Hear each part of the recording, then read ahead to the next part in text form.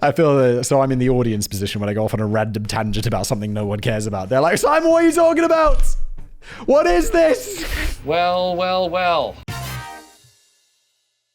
Today's video is sponsored by Ridge. More about them a little bit later. Hello everybody, welcome back to a brand new episode of Brain Blaze. As always, I'm your host, Simon Wimsey. One of my writers, Kevin, has written me a script, children's cartoons based on R-rated properties. Let's jump in. My little sister is 11 years younger than me, which was more than a little awkward. I did not enjoy having to change her diapers, but at least when she was a baby, all she could do was eat, poop, and cry. Yeah, this is like... We've got some friends who have a bigger gap between their children, and it's like the older kid is old enough to actually be helpful with the younger kid, whereas the gap between my kids is like... just nearly 2 years, not quite 2 years. And it's like the older one is no help at all, obviously. Why? It was when she got old enough to run around and talk that it became much more annoying. Naturally, she'd want to hang out with her cool older brothers and their friends, but as angst-filled teenagers, we weren't really interested in accommodating a 3-year-old. But eventually, Cartoon Network would come to the rescue by providing us a middle ground in the form of Adult Swim. Kids love cartoons, and these were cartoons full of adult humor, which meant that it was something we could enjoy together. We probably shouldn't have, and I'm not sure that Aqua Teen Hunger Force, I've heard of it, I've never seen it, was really a good influence on an elementary school girl, but I don't think it caused any But I don't think it caused any permanent damage either. It was also just a weird standalone cartoon, so whatever happened on the show got to stay there. For those of us growing up in the 1980s and early 1990s, however, this was not really the case. Aside from being nothing more than 30-minute advertisement for toys and action figures, cartoons were also meant to guide us to other media like movies, comic books, or anything else they could sell us. Is that right? I never felt like, I don't know, I watched lots of cartoons growing up. I guess I did, right? You just hassle your parents. I want this toy. I want this soft toy. I want this. I want that. So I guess no, it totally was. They were just trying to sell us shit. Like the money's in the merch. But I want to play. This would have been fine were it not for the fact that many of these cartoons were based on extremely R-rated content. RoboCop. Based on the success of the 1987 movie, children in 1988 could wake up on Saturday morning to rewatch the cartoon RoboCop. RoboCop's about, like, a dude who goes around, I'm thinking of Judge Dredd, where he's like, judge, jury, executioner. But, like, RoboCop's still, like, the dude's like a robot cop, and he shoots people and stuff. These children almost certainly hadn't seen the movie, but they were aware of the character. At a time when toys like Transformers and G.I. Joe were popular, RoboCop was the best of both worlds. He was part machine, part badass with a gun, and all cop. Obviously, some changes had to be made for the cartoon. The movie had been set in Detroit in a dystopian future, and this has very much remained true. You could have said, there's an easy joke there, Kevin. I don't even know much about America, but it's like, it was set in Detroit in a dystopian future, which Detroit has now become. I don't know, is Detroit that bad? Wasn't Detroit the one that when there was that housing crisis back in 2008, it was like people just left Detroit and there were all just abandoned houses everywhere. And it was like, I remember reading in the papers that like, you could buy a house in Detroit for like 50p or something insane. Take him to Detroit. No, not Detroit, no! So I just want to take a minute to talk about something really cool from one of our regular sponsors, and that is Ridge. Like, you know Ridge for their wallets that I have right here, one of them. This is the titanium one, but they've got something new. They've got rings, and this is the Ridge beveled ring set. A set because not only does it come with this great looking titanium one, burnt titanium, if I might say it correctly, it also comes with this silicone one. So if you've got any need to take this off, like, I don't know what you could be doing, like working outside, sawing, chopping down some trees, whatever you're up to, there's a silicone one that can go on for like active days, which is great. They come in carbon fiber, tungsten carbide, and titanium. But what sets them apart is the beveled design that ensures lots of on-hand comfort, no pinch whatsoever. And like I say, if you're looking for something more comfortable and casual, there's the silicone ring as well. But what's great about the Ridge is they offer a lost and resizing protection policy. That means that if you ever lose your ring or your size changes, they'll provide you with 2 future exchanges for the same ring in the same or different sizes. Peace of mind for life. Don't know your ring size? No problem. The Ridge has got you covered with their ring sizer tool, so you get a perfect fit. The rings, as I mentioned, are made with the same premium material, so I got the titanium wallet right here and the titanium ring as well. So there you have it. Ridge has got you covered for all your everyday carry needs. And the best part, you can get a 10% discount when you go to ridge.com/blaze and use my promo code Blaze at checkout. Again, ridge.com/blaze. Use the promo code Blaze. There's a link below. And now back to today's video. Guns were replaced with lasers that conveniently could kill people without making them bleed everywhere. And they added a lot more robots for RoboCop to fight instead of people. The content and themes of the show honestly weren't that different from the movie. It was just toned way the fuck down to be more appropriate for children. But of course, after falling in love with the RoboCop cartoon, we all wanted to see the movie. It's like, yeah, lasers, and then you watch RoboCop and you're like, oh my lord, it's violent. And that's why there's loads of violence in teenagers, and that's what causes violence. Cartoons and video games. I couldn't give you any hard numbers, but I'd wager that hundreds of thousands, if not millions of children wound up seeing the theatrical RoboCop as a result of the cartoon. The description of the movie on the back of the VHS box at the video store sounded an awful lot like what appeared in the cartoon. Parents would read that and think, well, how bad can the movie be? It's probably just R-rated because they use a naughty word or two. They were wrong. They were very wrong. Yes, there is some strong language, including 35 instances of the word This is not a movie. If it's R-rated, we call this an 18, I think. Is that... R-rated's the top one in America, right? Why can't you just do it like use a sensible system like we use in Britain? It's like PG, parental guide. Universal. Anyone can watch it. PG, anyone can watch it, but, they're just like, parents, just, make sure you're cool with this one first. 12, only can be seen by 12s. I think they changed that at some point to be 12A, which is basically like PG, but they're saying like not under 12, unless you really want to. Then there were 15, you have to be over 15, and then 18, you have to be over 18. Simple. What is R? What does that even mean?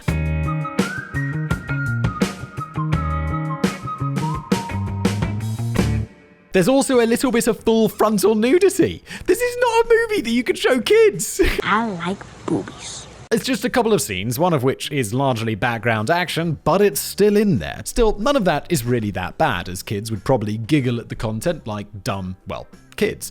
The real issue with the movie was the violence. It's been over 35 years since RoboCop came out. There's a good chance that many of you saw the movie at some point, but it's probably been a solid 20 years or more since you've seen it. Chances are, yeah, I've seen RoboCop. I've definitely seen it on the TV when I was a kid, but like a teenager, it'd be on the movie channels late at night or whatever. I've seen RoboCop. Chances are you don't really remember how graphically violent the movie is or how brutal Officer Murphy's execution that gets him turned into RoboCop was. Rather than trying to describe a bunch of graphic violence for you in detail, there's a much simpler way to explain how intense the movie was. The original cut of the movie, which is now available as the director's cut, was given an X rating by the MPAA because of gratuitous violence. What does this mean, America? What is an X rating? You have R. That's an 18. What the f is X?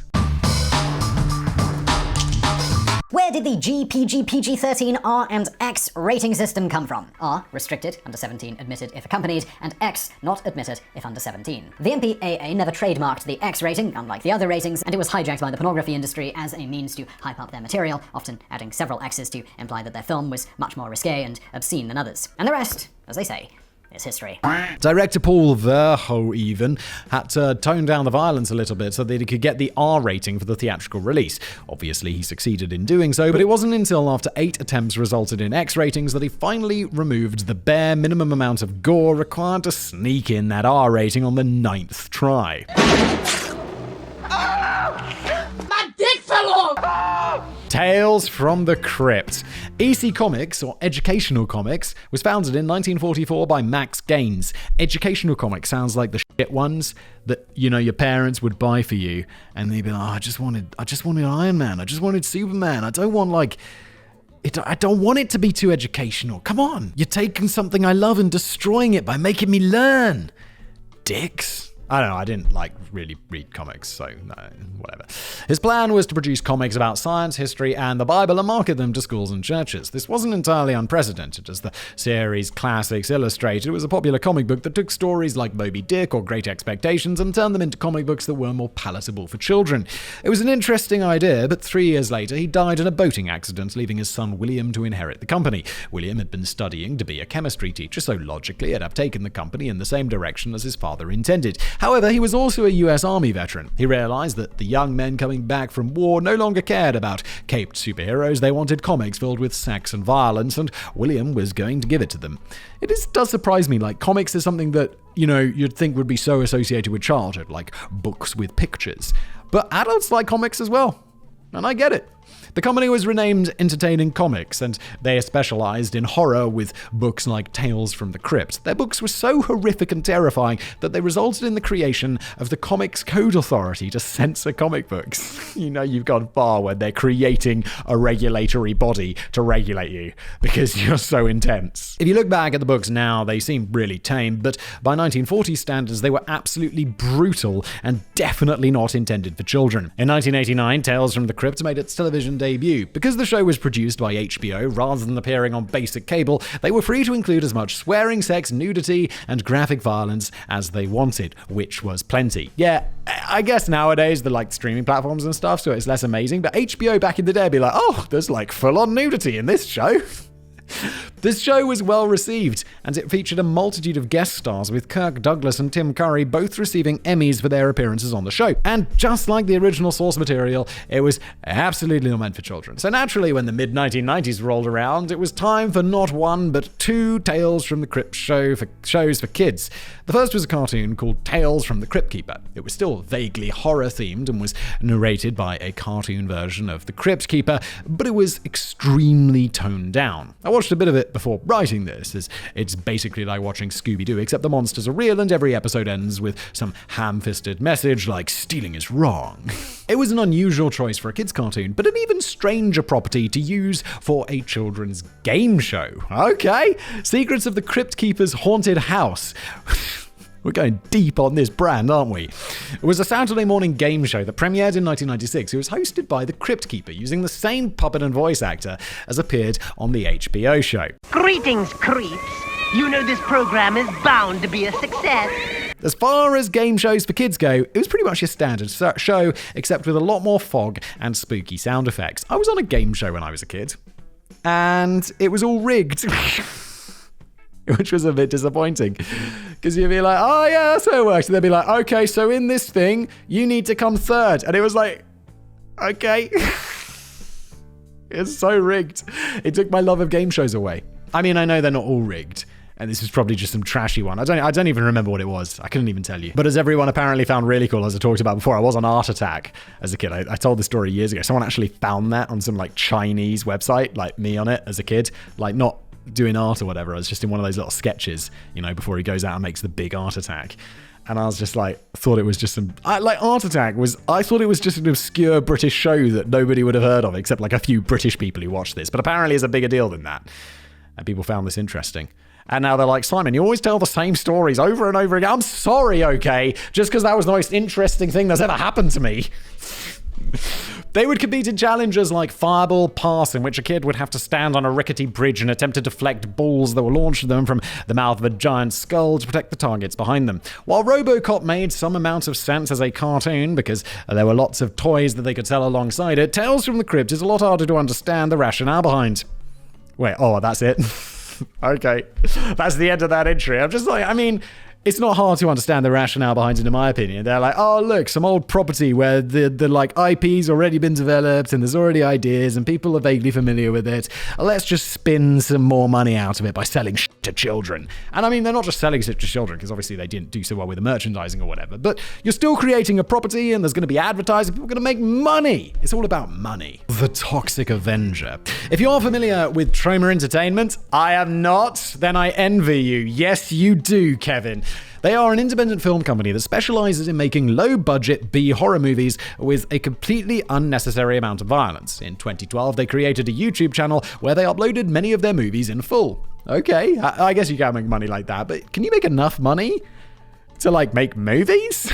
Like, because you don't make that much money from YouTube videos. The channel was quickly shut down for violating community standards. In the nearly 50 years the company has existed, I'm getting absolutely brutalized by YouTube's new policy on like, or not new policy, but something's definitely changed behind the scenes, because two of my channels, obviously Casual Criminalist and Into the Shadows, fine, everything's good, you know, some videos get demonetized, some get age restricted, but it's rare, because generally I like to think I'm pretty careful about, you know, it's not overtly, you know, these are dark stories, but they're not gore fests. They're not like descriptions of horrible stuff. They're factual, educational stuff. But lately, YouTube is destroying me. It's like community guideline strike. Not community guideline strike. That's like a different thing. But like, oh, restricted this, age restricted that, log in this, suicide this. It's like, oh, for God's sake, YouTube. I'm just trying to make videos. I'm just trying to make a living. Oh, it's brutal. It's so brutal. It's not even funny. I'm having a sad time. It's okay to feel sad sometimes. In the nearly 50 years the company has existed, they've distributed over 1,000 movies. Many of these they've produced themselves, though some they acquired from independent filmmakers to distribute, such as with Trey Parker's and Matt Stone's Cannibal the Musical. But Trey Parker and Matt Stone are fucking huge names. They made the Book of Mormon. They made South Park. I recently saw 8 Days to Air, 9 Days to Air, the documentary about them. It's on YouTube for free. And it was interesting. My biggest problem is that it's 40 minutes long. This is not long enough. This needs to be like a mini-series because it's deeply fascinating. And I'm like, this is just way too surface level. I need way more information about how these guys do this. It was just fascinating. It's really cool. Should watch it. When a single company, particularly an independent company with virtually no money, is responsible for that many movies, you can rest assured that the vast majority of them are going to be absolutely trash. In fact, the word trash comes as a description of the Toxic Avenger in many of the contemporary reviews of the movie. Despite this, the film managed to gain a bit of a cult following thanks to its use in midnight movie events throughout the 1980s. Not only is this movie not suitable for children, it's arguably not suitable for anyone. The movie centers around Melvin, a janitor at a health club where he's constantly bullied by the customers. Since bullying was pretty common in the 1980s, the writers of the film had to make it much more clear that these customers were bad people. To do that, they murder a child with their car. Sure, it was potentially a drunken accident when they hit the kid the first time, but then they backed the car up over his head in extremely gruesome detail. They also trick Melvin into putting on a dress and making out with a sheep before knocking him out of a second-story window. What the is going on with this movie? What is this even about? Luckily, Melvin landed in a vat of toxic waste that set him on fire. Once he put the fire out, though, he was transformed into a hideous mutant with superhuman strength. Of course he was. He used these newfound powers to take on criminals, polluters, and those bullies who were also murderers. The violence is extremely graphic, with the Toxic Avenger routinely disemboweling his victims. That's already a lot of really intense stuff, but that's just the violence. Sure, there's some language, particularly racial slurs, but what would a B-movie be without needless sex scenes? Among the highlights, if we can call them that, are a scene in which a naked woman masturbates to essentially crime scene photos, and another in which a pimp tries to forcibly sell a 12-year-old girl. What the fuck is going on in this movie? I know what you're thinking right now. Cocaine, I wasn't, but now I do. TV execs snorting veritable mountains of cocaine is the only possible reason that a movie like this could have been adapted into a children's show. How and why, world of television? I'm sure that played a big part in it, but there was actually something else going on that led to the creation of the Toxic Crusaders cartoon. I feel like it's probably, other than the cocaine, it's going to be money to buy more cocaine. There were two big trends in cartoons at this time. One was turning R-rated franchises into entertainment for kids. The others was cartoons with an eco-friendly message like Captain Planet and the Planeteers. I know this is normally Simon's domain, but I'd like to go on a little tangent here. Okay, Kevin. Step to me with your tangent. Let me see how it is. Captain Planet needs a reboot. First of all, I don't know what Captain Planet is. I've heard of it. I've never seen it. First of all, don't give the American kid the fire ring. What the hell were you even thinking? Give him something less violent like wind. What is the fire ring? I have no idea what any of this is, Kevin. I feel so I'm in the audience position when I go off on a random tangent about something no one cares about. They're like, Simon, what are you talking about? What is this? Well. How the turntables But more importantly, we need a show where someone uses the heart ring properly. Everyone thought the heart was the stupidest ring because it's not an element, and the kid on the show barely did anything with it. But it's by far the most powerful of them all. The heart ring gives its wearer the ability of mass telepathy and mind control over the entire animal kingdom. I feel like nearly every problem on that show could have been easily solved by the kid with the heart ring summoning an army of falcons, panthers, or sharks to eat the villains' faces off, and he can read their minds, so they can't even do anything to trick or surprise him. Kevin. Your tangent work needs work.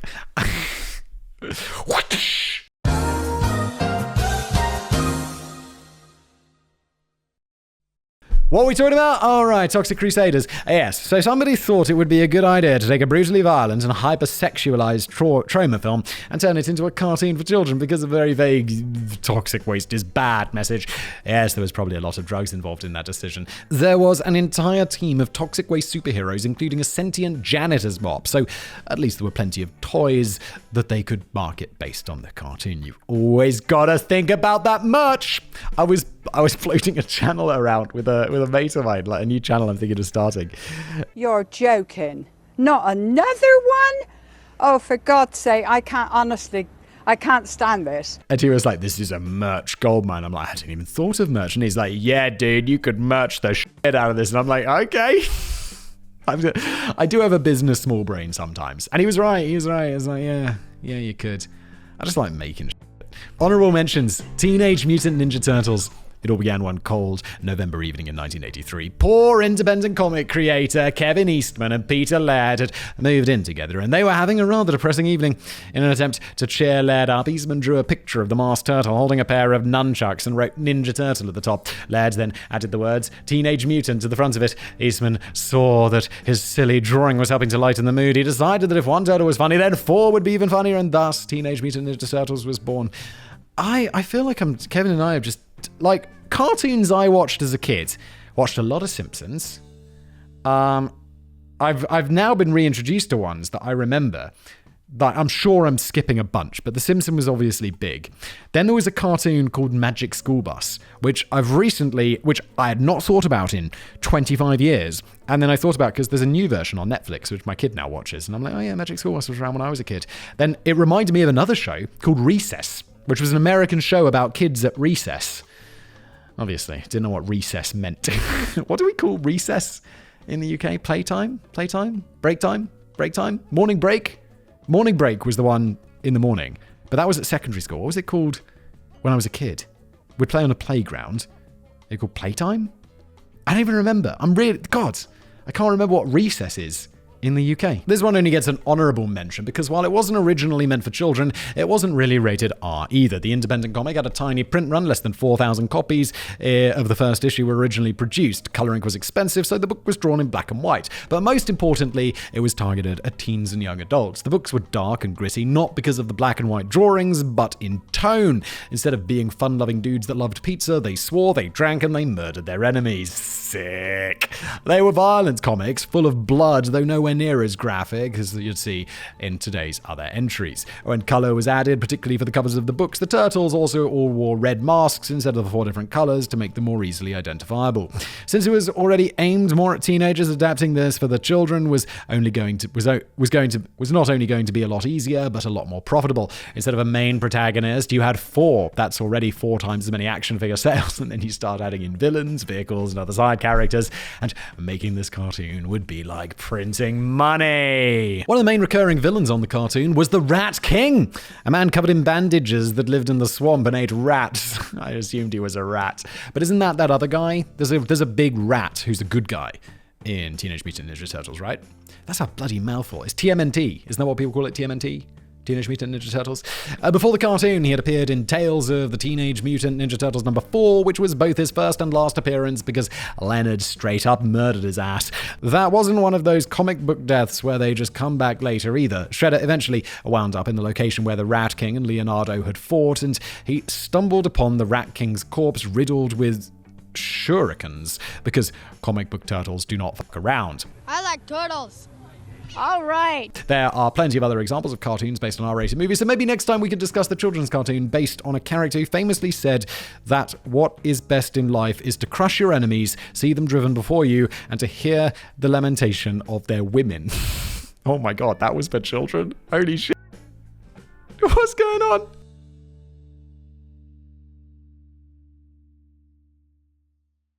What is R? What does that even mean?